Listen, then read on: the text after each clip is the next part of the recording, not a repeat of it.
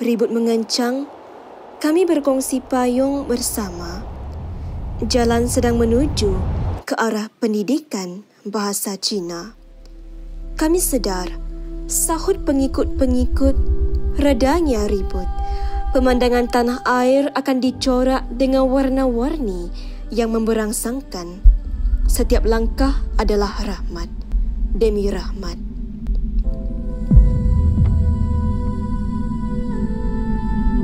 Dua abad berlalu, pendidikan bahasa Cina terus berkembang.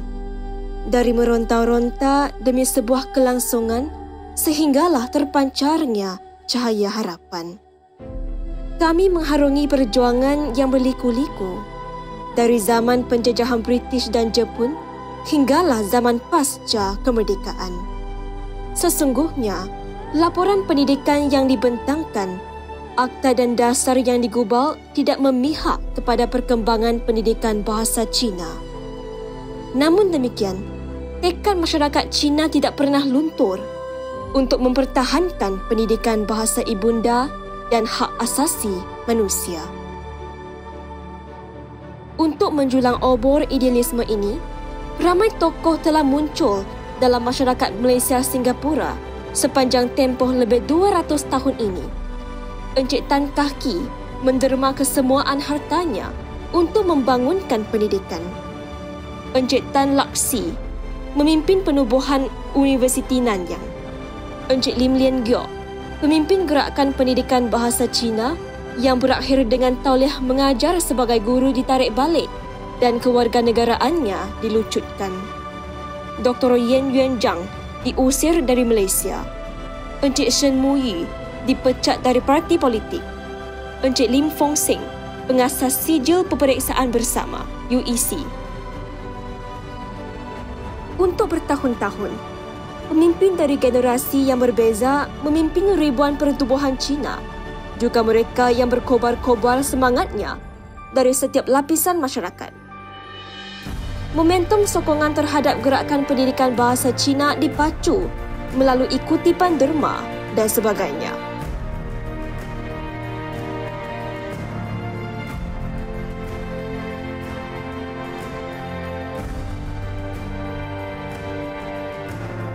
Hari ini, negara kita memiliki kira-kira 1,300 buah SJKC, lebih 60 buah sekolah menengah persendirian Cina SMPC dan 3 buah kolej universiti. Ia menjadikan Malaysia antara negara yang memiliki satu sistem pendidikan bahasa Cina yang lengkap. Bukan itu sahaja, dengan pendekatan untuk mengasah bakat dan membangunkan modal insan, SMPC melahirkan pelajar yang amat terserlah prestasinya dengan lebih 80% melanjutkan pengajian di IPTS tempatan dan luar negara. Ramai graduan yang mencurahkan sumbangan kepada masyarakat setelah tamat pengajian sama ada di dalam atau luar negeri. Ia menjadi kebanggaan komuniti Cina. Sesungguhnya, akta pendidikan yang membelenggu perkembangan pendidikan bahasa ibunda, termasuk bahasa Cina, masih menjadi kegusaran di sebalik kegemilangan ini. Namun demikian, situasi pendidikan bahasa Cina tidak lagi malap dan pesimis seperti zaman dahulu. Setelah kami menyaksikan transformasi politik dan sosial di Malaysia. Berdepan dengan senario baru dalam dan luar negara, dalam era teknologi yang menduga, cabaran gerakan pendidikan bahasa Cina adalah bagaimana Dong Zong dan Xiao Zong menampilkan dirinya untuk dikenali etnik bukan Cina secara lebih menyeluruh. Sejauh manakah keterangkuman dalam SJKC terhadap pelajar bukan Cina untuk melakar kejayaan pendidikan bahasa Cina bersama dan bukan sebaliknya? Bagaimana membangunkan pendidikan bahasa Cina dengan perspektif pendidikan untuk semua? Bagaimanakah UEC ditransformasikan menjadi satu sijil peperiksaan pendidikan menengah yang boleh dibuka tanpa atau dengan syarat kepada semua rakyat? Sejauh manakah kualiti akademik, pengkhususan profesional dan prospek masa depan pengajian tinggi kelolaan masyarakat sivil ini mampu dipertingkatkan? Bertitik tolak dari asas sejarah pendidikan bahasa Cina, Dengan semangat yang membara untuk melakar masa depan bersama, maka lahirlah gerakan ke arah baru pendidikan bahasa Cina. Kami berharap agar perbincangan yang terbuka menemukan kita dengan muafakat. Dari seminar akademik antarabangsa, forum pendidikan pelbagai aliran berganding bahu dengan komuniti etnik lain untuk memperjuangkan hak bahasa ibunda, kepelbagaian budaya dan budaya tempatan, hak demokrasi untuk pendidikan hinggalah daya saing negara dan reformasi pendidikan.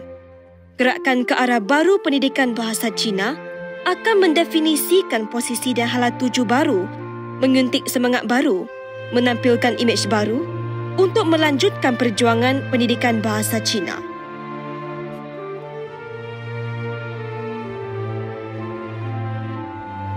Silibus SMPC akan ditambah baik, nilai UEC akan dipertingkatkan, kepakaran guru akan diasah, pentadbiran akan menjadi lebih saintifik dan sistematik. Kita mahu mempersiap sediakan pelajar untuk meraihkan kepelbagaian.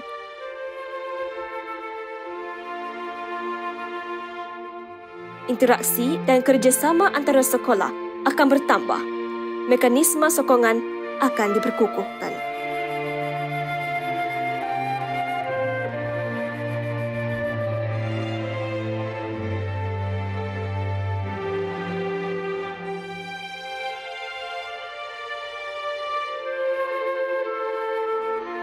Masa depan pendidikan bahasa Cina terang dan cerah. Kami akan terus membangunkan pendidikan bahasa Cina, sungguh pun zaman semakin mencabar, menyaksikan perubahan yang drastik. Hidup berbilang, makmur bersama. Kami berharap kejayaan pendidikan bahasa Cina akan dicatatkan sebagai sebahagian kisah kejayaan Malaysia.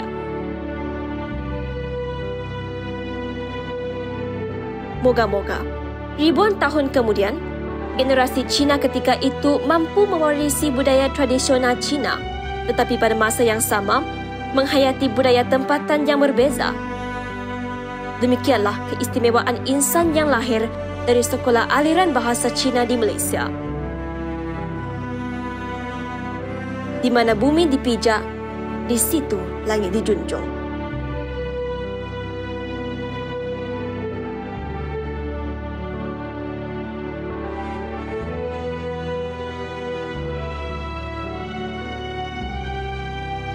Setiap langkah demi sebutir pasir, sepohon pokok dan rahmat alam sekalian. Tanpa mengira kamu, aku atau dia.